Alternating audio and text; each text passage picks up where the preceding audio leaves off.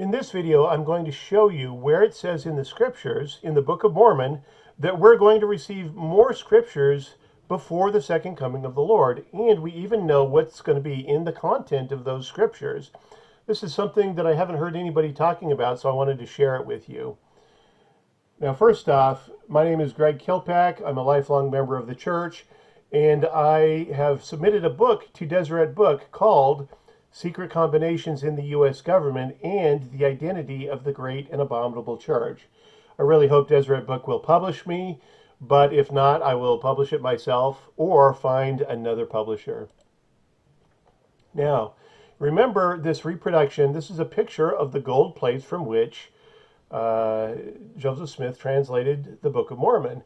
Now, this is just a picture. This is not the actual photograph, of course. But in this picture, we see what looks like, basically, what would look like a three-ring binder in our day. You've got the three rings holding lots of sheets of gold paper, you could say.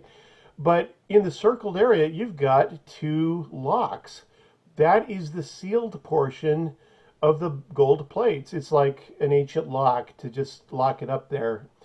And based on this information, what that means is the 500 plus pages that we have that it's currently the Book of Mormon, plus the 116 pages that were lost, that's over 600 pages that it was translated.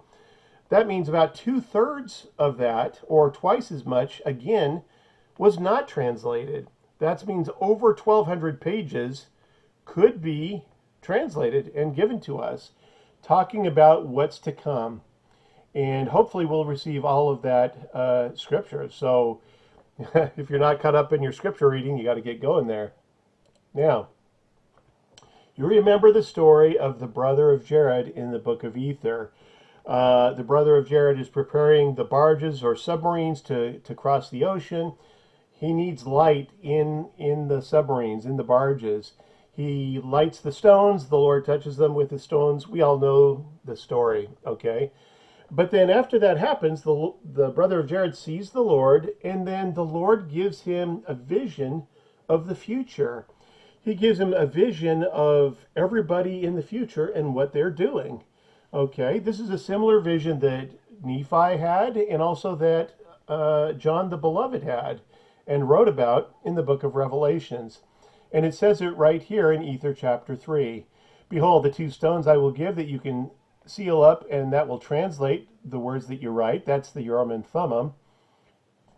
And in verse 25, and when the Lord had said these things, he showed unto the brother of Jared all the inhabitants of the earth which had been, and also all that would be. And then he said, write these things and seal them up. Now, what's he writing? Okay, he's not just writing what Greg looks like or what you look like. He's writing about what the people of the earth are doing and what the nations are doing. This is the same vision that John got in the book of Revelations, okay, and that Nephi received. So this is the same vision that the Lord gives to many of the prophets, like he did in the Old Testament. Very possible Joseph Smith and others have seen this vision too, but they didn't write about it or talk about it. Okay, still in Ether chapter 4, behold, I have written upon these plates the very things which the brother of Jared saw. That's Moroni talking. And he said, wherefore the Lord commanded me to write them, and I've written them. And he commanded me to seal them up. That's the lock that we saw in the picture. And the Lord said unto Moroni, they shall not go forth unto the Gentiles until the day that they shall repent of their iniquity and become clean before the Lord. And when they do that, when they exercise faith in me, even as the brother of Jared did, then will I manifest unto them the same things which the brother of Jared saw, the vision of the future of the world. What were the peoples of the world doing before and after the second coming of the Lord? Okay, that's what it says right there. Still in Ether chapter 4, again it says, when the Gentiles render that veil of unbelief and become righteous before the Lord, then shall my revelations, which I have caused to be written by my servant John, be unfolded in the eyes of all the people. Remember, when ye see these things, ye shall know the time is at hand that they shall happen. that they shall be manifest in very deed. What are we talking about here? We're talking about the book of Revelation, which was written by John the Beloved. Okay, this is the same vision that the brother of Jared and Nephi and Lehi saw, and others no doubt have seen. Okay, so that's what's happening. We're going to receive these scriptures right before it happens. So let's talk about that for a minute. Why would the Lord give us knowledge about something that's about to happen right before it happens instead of like thousands of years earlier, like we have in the Old Testament prophets that wrote about these things? Well, I think the answer is so that we don't be scared in advance, honestly, because it's good to be prepared to know that these things are going to happen, but not to be terrified for centuries before it happens. So this is, I think, the Lord's way of girding up our loins right at the time when it needs to happen, to be prepared. Okay, because no doubt some pretty scary things are going to happen before the second coming of the Lord. Nevertheless, we have abundant promises that we will be protected and safe, in spite of the fact that there will be some casualties and some deaths.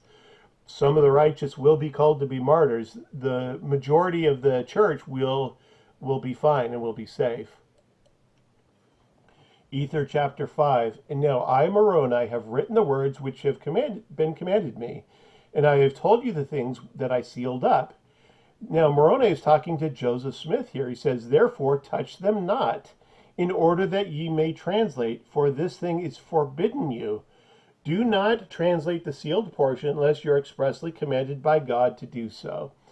And that's what it says, because by and by, in time, we shall receive those things. But it hasn't happened yet. Now I, Moroni, have written the words which I have commanded me, and I have sealed them up. Okay, same scripture. And here's 1 Nephi chapter 14. This is a different area. We were in Ether. And this is Nephi having his vision of the same vision. And he says, and the angel said unto me, behold, one of the 12 apostles of the Lamb, he shall write the remainder of these things, and many of the things which have been, and he shall write concerning the end of the world. In other words, what's going to happen before the second coming and into the millennium. And this was written once again in the book of Revelation, which is pretty confusing to us these days. The things which he shall write are just and true. They are written in the book which proceedeth forth out of the mouth of the Jew. That's the Bible and the New Testament specifically.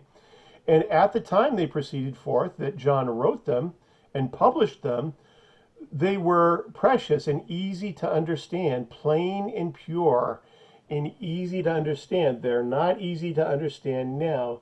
Part of it is because we don't understand the symbolism, and part of it is because of potentially mistranslations or edits from the great and abominable charts that we know has happened, that Nephi saw in vision in 1 Nephi chapters 13 and 14.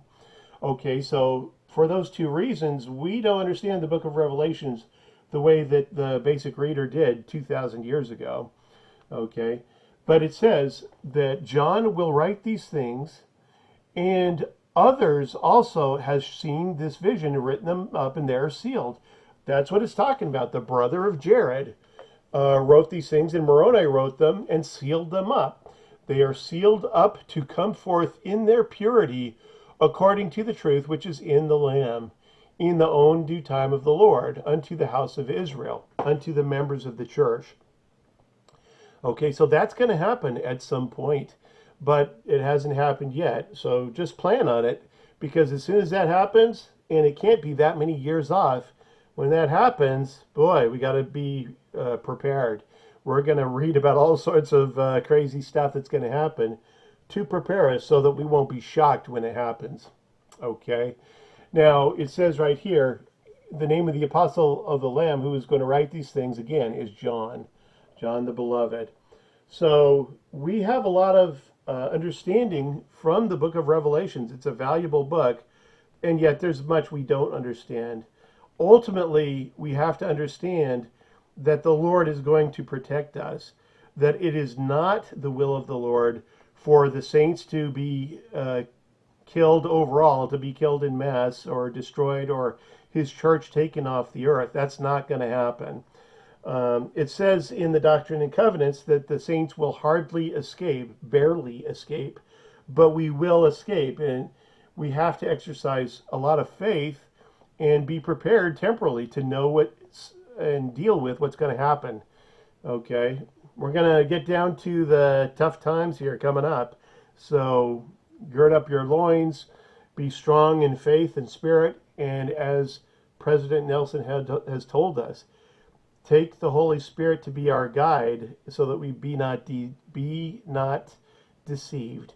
Okay, so that's just what I wanted to share with you. I think it's pretty cool stuff, and it's going to be exciting. It's going to be an adventure to tell when we get to the next life. Write your journals. There's going to be nothing like the journals that we write as these things happen. So, keep a journal. It's going to be very valuable to the people in the millennium, the members of the church, who look back on us in the same way that we look back at the journals and histories of the early days of the church. Okay? If you have any questions or comments, go ahead and write below. If you think I've got something wrong or have any comments to share, feel free to add to it. This is Greg Kelpak signing off and wishing you a happy new year in 2024 and increase your faith and righteousness in the Lord.